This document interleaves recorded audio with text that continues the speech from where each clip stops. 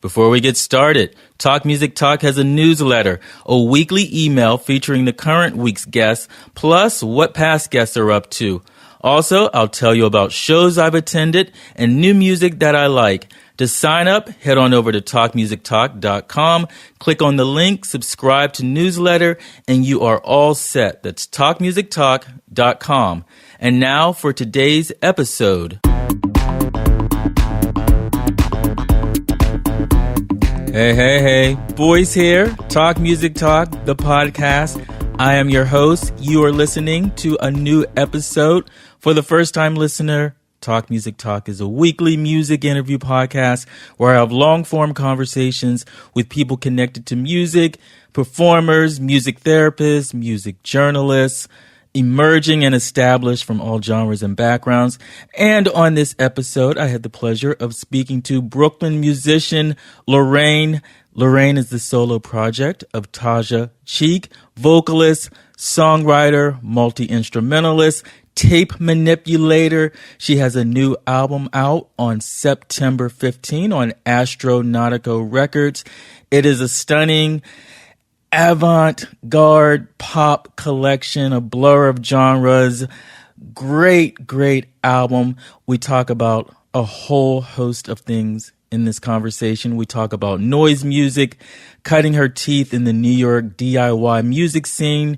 We talk about her attending Yale. We talk about the making of her debut album, Lorraine, or as she likes to call it, a mixtape. It was partly inspired by her mother, which she talks about in the conversation. After our conversation, you are going to hear the first single from the album, A Toe's Shelf Inside Your Head, right after the conversation. But here it is, without further ado, my conversation with Lorraine, Taja Cheek, on Talk Music Talk. Enjoy. I know that you, from what I've read about you, involved in the noise scene in New York, and where else? Just New York? Mostly New York. Mostly New York. And for you, okay, what would be your definition of noise music? Wow. I'm not sure. And I think that's a good thing. Yeah. That I'm still trying to figure out what that means and figure out the limits and boundaries of what that genre is and what it means. For me, I think it might mean something a little bit different than it did when I was in high school. Okay. When I was in high school, I was looking at a lot of the bands coming out of Providence, in particular, and looking at noise music in DIY contexts, I guess, mostly. And I guess that's broadened a bit. But yeah. What was your first exposure to it? That's a good question. To the scene? Probably just, when I was in high school, I couldn't get into, the legit venues. Yeah. So-called legit venues. So the only places that I could go to were DIY spaces. Okay. And that happened to be where a lot of people were playing really experimental, noisy, weird music. And also rock music. Okay. In those days. But yeah. That was mostly my exposure. Okay. Did you respond to it immediately, or is it an acquired taste? I think mostly immediately. For me at that time, I think I was just so voraciously taking in all of the music that was happening in Brooklyn at that time. The scene was especially vibrant then. And there were lots of different sorts of people making lots of different sorts of music. Not that that's not happening now, but it was just a different sort of time. And there was more emphasis, I feel like, maybe being placed on, I don't know, it just felt like a different kind of community. Okay. Like more close-knit? Or Not even. I feel like I was more estranged from the music communities in Brooklyn then, but maybe it's just my age. Maybe that's all. I was young and there was a newness to it that made it age seem out of the DIY scene. There is an expiration date to it. And what were you listening to prior to getting involved with the scene and the music? Well, I grew up playing classical music, and that is a huge influence, I think, on my sound still. And particularly classical music that was, heavily involved in the beginnings of jazz.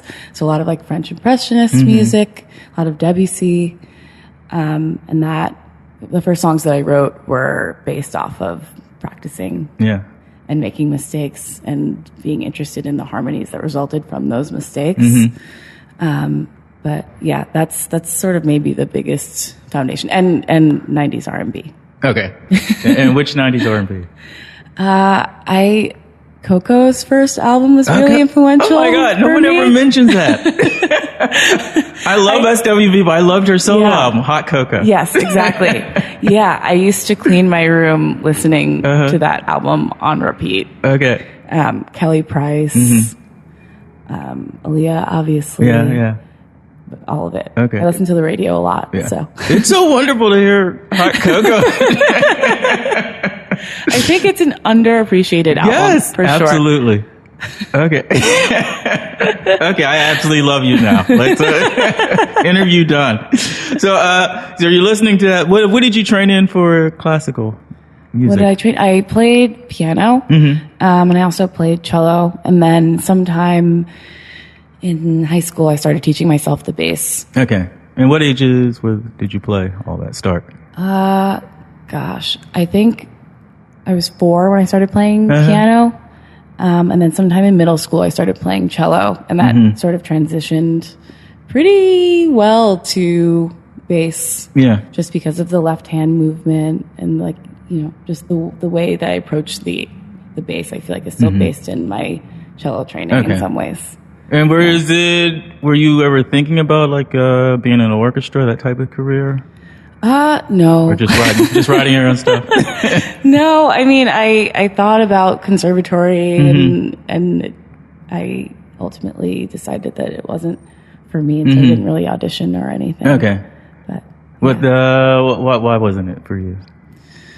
I wasn't sure exactly what I wanted to do with my life. And it felt like that was common. Somehow a commitment that I didn't want to make at that time. Yeah. And what did that lead to? Art? Was that the alternative? Yeah, sort of. I mean, I've been interested in music in different contexts because I feel like there's more freedom there. So I think that's how I started getting interested in art and visual art and other things. And especially when I was in college, I spent a lot of time at the art school. And that was very formative for me. Yeah. Where did you go to school? I went to Yale. Okay. Yeah. I spent a lot of time in the music school there, and I worked in the recording studio. So I would record all of the degree recitals and listen to all the new compositions that the students were making. That was a great time. Okay. And what was your major? I was a music major, and then I stopped being a music major, and then I started this weird performance major that has a long title. Okay. What is that title? Do you remember it? It was an American Studies major with a concentration in audio, visual, literary, and performance cultures. Okay. And what does that mean? Translate that. That meant that I just studied dance and literature and performance art to some degree. Just a performance-leaning art degree is the way that I thought about it. Okay. And what were you thinking you were going to do with that? I had no idea. Okay. Were you buying time, or these are the things I love? Yeah, those are the things that I loved and things that I did for a really long time. I danced for many, many, many years at Albanelli, and that's always, alongside music, other sorts of performance have been big parts of my life, and that's something I think about a lot, especially as I'm starting to build my live show. Yeah. And even in thinking about my album, it's always something I think about. Okay. And you're from Brooklyn, right? I am. Okay, what part? Crown Heights and Fort Greene. Okay, Crown Heights and Fort Greene. And was Yale a dream? It's complicated. I think I'm always a little bit skeptical of big institutions and skeptical of, institutions in general. Yeah. But yeah, in some ways. In other ways, it definitely wasn't. Okay. I thought a lot about, Dave Longstreth being there and Larkin Grimm and a bunch of other musicians that I know and admired. I know that they were there and they either dropped out or, and didn't finish, or they dropped back in and finished. But there's a legacy of musicians there that I was very aware of and was thinking about the whole time I was there. And what did you think you were going to get from Yale? I spent a lot of time as a kid being really studious. Not that I wasn't studious in college also, but I wanted to make sure that I had time to really explore the things that I loved, music being one of them. I spent a lot of time in the radio station listening to thousands of albums and digitizing them. I was the music director there. So I threw a lot of concerts in weird places, and I threw a lot of shows and brought a lot of bands from Brooklyn to New Haven. And that was deeply formative for me. So I didn't spend a lot of time playing out at shows in college very much. So it was more a time to really ingest music and get influenced by it and think about it. So you always had your hands in it, even if you weren't actually performing your own stuff. And is there, when you go to an institution like Yale, is there an intimidation factor once you start the first year?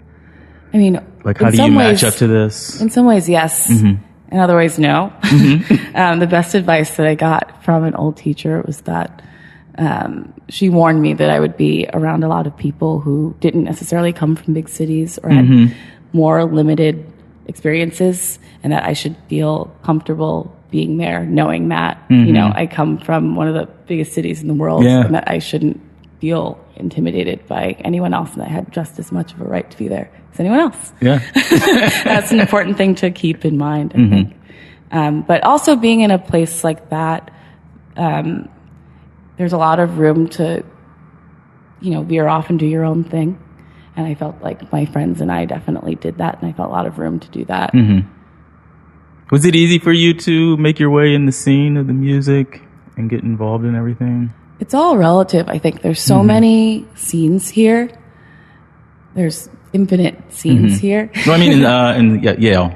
Oh, no, I didn't play any music. Mostly because I felt like a lot of the people there were kind of stuck up about it, or I just didn't want to have to deal with those politics. I felt like the only music politics that I really wanted to engage with were the ones in my hometown. So I didn't play. I barely played any music. Did you miss it? I did, but I spent a lot of time writing, and a lot of that material I still return to. I would write lots of fragments of songs and just kind of save them away, and I have lots of weird recordings. I actually don't know if any of those make their way onto the new album, but I think about them constantly. That was a really generative time for me. I returned to a lot. And when you left Yale, did you like it overall? Yes. In retrospect, yes. I think it's important for me sometimes to have something to actively fight against. And feel like I can carve out my own space to do my own thing, because, the monolith of the institution was constantly in my face. I was able to just kind of veer off and do my own weird thing with my own weird friends. Just helpful and important to me still. And how had you evolved over those 4 years? I feel like my voice as a musician in some ways became clearer, or at least I just made so much stuff that I felt confident in my ability to make things, or more confident. I don't know if I'm ever confident in my ability to make things. I think mostly just the volume of the output. So after you graduate, what happens next? You move back to I moved back to Brooklyn. I played in a band for a while with some friends, and we'd been writing a lot. We'd just been writing a lot and playing a lot. And I started a SoundCloud that I would upload all of these fragments to that I've been writing. And I just kept doing that for years. And those fragments are really what sort of made this. I don't want to call it an album. It's not really an EP. It's just like a collection of. I wanted to call it a mixtape. Okay. It's just like a collection of ideas and thoughts that's really sort of spurred from this SoundCloud that I had. I have hundreds of weird fragments and voice recordings and things that aren't public. Okay. But I just keep them and refer to them and make weird playlists to dream about other projects that I might do one day. So maybe like a mood board? Yeah, something like a mood board. Yeah, like a sonic mood board for sure. And did it take a level of courage to do that? Because some people, they are afraid to even put their music out there. Like, so do you even start that SoundCloud page? Yeah, I mean, in some ways, it's easier for me to share things with strangers than with my friends. Because there's no accountability. I'll never see them again. And that's fine. And it's even a layer removed from that because they're on the internet and I'll never see them. I don't know what they look like. I can't read their facial expressions. So it was an important practice for me to just have it there. And I had my first, that was my first fake name. Okay. Which is Throw Shade that I would make work under for a while until recently. And when was that you first put your music up? Probably 2012-ish. I'd been making music with other projects beforehand, but that was sort of the first solo thing. Okay. And what was your sound like then, 5 years ago? Pretty similar, very jazz influenced, I guess, if I can say that. Very much still influenced by R&B. I think I was thinking less about songs and more about ideas, which is still sort of a central tenet, I think, of this work that I'm working on at this moment. So actually, I think it was very similar. I still feel like in some ways I'm still in that place. Yeah. So let's talk about the origins of the new album, which you're recording under Lorraine. Yes. Okay. Tell me about that. When did you decide, like, I'm going to make an album or this mixtape? It was a couple of years ago. At this point, oh my God. Yeah, I guess it was. And I was talking to a friend of mine, Andrew Lappin, he's basically the only producer I've worked with, basically since I started making music. Or I consider him the only real producer. And, I just finished working with the band, and he asked me if I ever thought about making my own material. And I told him that I sort of thought about it because I had a SoundCloud, but I'd never really dedicated any real time to it. So I just started going back to those SoundCloud recordings. And as I was working on it, a lot of things were kind of happening in my life. Like the band was coming to an end. And I think at that time I felt like my parents were fighting or something. And a lot of friendships were becoming complicated and a lot of things were happening. And it sort of felt like, I don't know, it just felt like some sort of pivoting moment in my life. And so that was sort of at the beginning of when I was working on it. And then toward the end, my mom was kind of suddenly became sick. And yeah, it's weird. The album just sort of started becoming about her, or it became this strange sensation like it was always about her, or it was some sort of premonition, or I became paranoid that somehow I caused it or something. And it seems ridiculous or silly to say out loud, but it seemed like it was always about her in some weird way. And I'd been joking with her while I was making it that I wanted her to sing on it, which I wasn't joking. I actually really did want her to sing on it, but it didn't work out. But yeah, and so the whole project sort of took on a whole new meaning. And at that point, I was assuming that I would be called Throw Shade, just because I'd been Throw Shade forever at that point. And I one day just took a long walk across the bridge because, Sam and Paul from Astronautica were, not pestering me, but I knew that they just wanted to make sure it was like getting out. Because if it were up to me, I would just be sitting on it forever. And so I took this really long walk across the bridge, and I walked around for, I think, 3 hours, just thinking about my name. And I knew it in some way I wanted it to be an ode to my mom, just because it seemed like the right thing, or like the thing that felt like it made the most sense, but it also felt weird to somehow become her. Yeah. So I took a 3-hour walk and just thought about it really hard, whether I could actually do that and live with it and feel comfortable with it. Because I think the tracks had to be sent to the distributor the next day. Okay. And so I ran out of time. And then it just sort of came to me. The spelling of it just kind of came to me. And I think it's interesting also that like the way that it's written and the way that it's spoken just feel very different. Like it feels, my mom's name was Lorraine. And so when you talk about the project, it's like my name is Lorraine. It's Lorraine, but when you look at it spelled, it's obviously different from the way that her name is spelled. So I thought that was an interesting thing. It just kind of stuck. And so a couple of days later, I think it was around midnight on Mother's Day, and I'd been with a friend all day, and I suddenly realized, I was like, wait a minute, I have to get this tattooed so I don't change my mind. Yeah. And so we ran to the only open tattoo parlor, and I got it tattooed. Right. So now I can't change it. Because that's what's on your website, right? Yes. Okay. And then it occurred to me that could be the album cover, and that it could, just the cohesiveness of the album kind of snapped into place, or it felt like it was already there and I was just bringing it out in some way. Okay. And what would you like people to come away with listening to this album? Because it's so personal. Yeah. I mean, I struggled about whether or not to even talk about it. But it just seemed I don't know, ultimately that's what it's about. So I feel like I should just talk about it. Yeah. But I guess I think about the album and the live show kind of at the same time.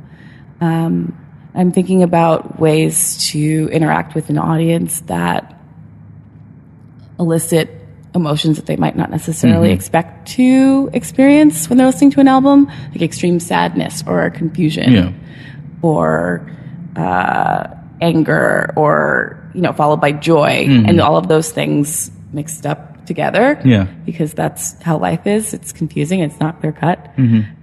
So less about being didactic or trying to like manipulate an audience, but just like throwing them a bunch of things and letting them deal with it. Okay. So I guess I want people to not know what to think or to take time with it to figure it out. But I'm not afraid of people feeling sad or feeling like lonely or confused or any of those things. If anything, that's the best case scenario for me. Because when I interviewed, James Gavin, and he was saying how in sad music, melancholy music, that actually, some people, why would you want to listen to that if you're feeling sad? But you can actually feel less sad in sharing that with someone who understands that. Totally. Also. And that's kind of what the album is about in a lot of ways. It's sort of like the celebration of sadness, or like the matter-of-factness of sadness and joy, and how those two things are impossibly intertwined. I think I'm interested in that in general. I don't know if it's just this album or if it'll keep being a thing that I'm interested in, but it's definitely in the music right now. Have you had a chance to perform the songs? I have. Live yet? I've been performing under fake names. Okay. Just so I can try things out and not have it reflect poorly on me if it doesn't work out. Like a true experiment. Secret shows. Yeah, exactly. I performed my first show under my name a couple days ago, I guess. Okay. And how was that? Yeah. How was that performing such personal music? It's a little weird. But it's also, I'm very aware of like the performance of myself in those moments.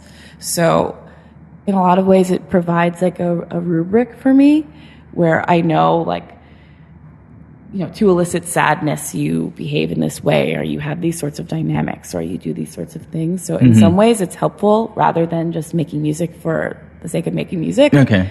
But my plan, I think, for this project is to make myself as self-contained as possible. Yeah. So I have a bass pedal that I play bass with my feet, and I play guitar, and I have a vocal pedal. So I could play solo if I want, but I can also add people to the band as necessary, like a drummer or a sax player or a singer or whatever. Okay. Because on that album, you have guests on the album, right? I do. Okay. I do. Well, sort of guests, but more just, you feel less like guests and more just like friends I invited to come hang out with me. Okay. Now, what was the recording process? So you were taking some of the fragments you had and including it? Yeah. So I ended up I recorded some stuff at home. I used some of the fragments of things that I already recorded years ago. Some stuff that was a little newer. A lot of recording in studios, a lot of overdubbing, a lot of reusing old demos. It was kind of a mix of lots of different things. But, I realized that in the process of gathering all the materials for the album and looking at the demos that some of those things just couldn't be recreated. Like a lot of the interstitial parts of the album, like the transitions, are just sound collages that I kind of made in the moment, and I honestly don't even remember making them. They just kind of happened, and I saved them, and they just seemed right, and so I just used them. Use them. Just repurpose them, right? Yeah. And your mother passed while you were making the album, did she? Yes. Okay. She did. Okay. Did she get to hear any of the music? She did. I was trying to remember. It all just feels like it's hard to remember, which seems silly. But I do remember sending it to her and sending it to my dad. And I think she did get to hear it. Yeah. What was her response? I think she liked it. She always thought that I should make music on my own. Okay. And she always wanted me to play piano and sing. And my mom was always right, as much as I hated admitting it. So I, in some ways I feel like I'm just following her advice. Like this whole project is really from her mind in some ways. Well, it's a beautiful tribute to her. Thank you. Yeah. And best way for people to... Well, what are your plans for the rest of the year with the music? I haven't thought quite that far ahead. Because it comes out September 15th? Yes, it does. I've been making lots of videos. So there's a lot of content and things that I've been making, and I'm hoping to figure out ways to combine the physical release with the website, with some videos. And I'm trying to figure out how to make all of those universes coalesce into one thing. All of your work in the past come together. And best place for people to keep up with you online? It's Lorraine.info. Okay. It feels good to be able to say that now that I have my website up. Anything I forget? No. No, this is wonderful. Awesome. Thank you so much. Sure.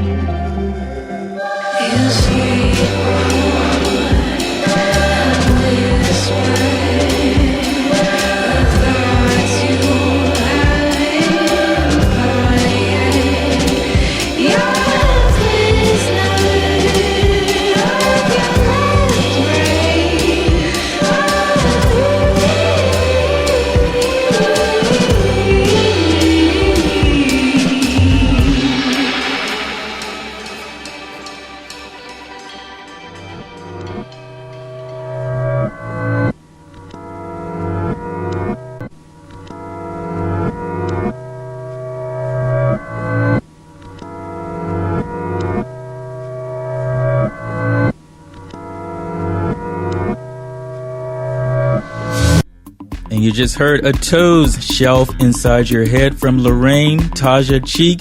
Debut album out September 15th. You can pre-order it now on Bandcamp if you go to her labels page, astronautico.bandcamp.com. I will put the link in the show notes for you. Don't forget to go to her website, lorraine.info, and Lorraine is spelled L-R-A-I-N. I'm online also, talkmusictalk.com, for more podcast information and to stream every single episode. I also like to hang out on Instagram, so follow me there at This Is Boice. Call to action for you. If you enjoyed this episode with Lorraine, please share it on social media. Email it to a friend, leave a 5-star rating and or review, especially if you are listening on iTunes. This all goes to help grow the TMT audience. Also, TMT has an app free for iPhone and Android, wherever you like to get your apps, or you can subscribe to the podcast on iTunes, Google Play, Stitcher, and a host of other places. Just search for Talk Music Talk. You can also find the podcast on SoundCloud at soundcloud.com/This Is Boice, starting with episode 100. Thank you so much for listening to this episode with Lorraine. I hope you enjoyed it. Till next time, and there will be a next time. This one's for you, Liz.